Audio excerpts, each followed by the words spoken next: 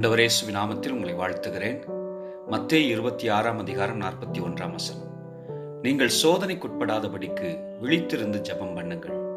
ஆவி உற்சாகம் உள்ளதுதான், மாம்சமோ பலவீனம் உள்ளது என்றார்.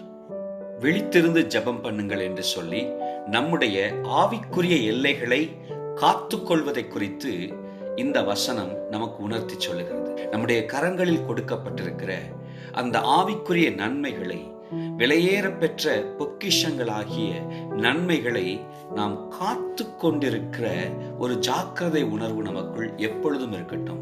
அது ஜெபத்தில்தான் உங்கள் நன்மைகளை, பெற்ற ஆவிக்குரிய வரங்களை காத்து கொள்ள முடியும்.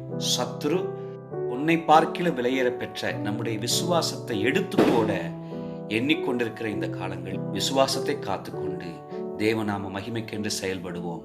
கர்த்தர் உங்களை காத்து நடத்துவாராக. Praise the Lord.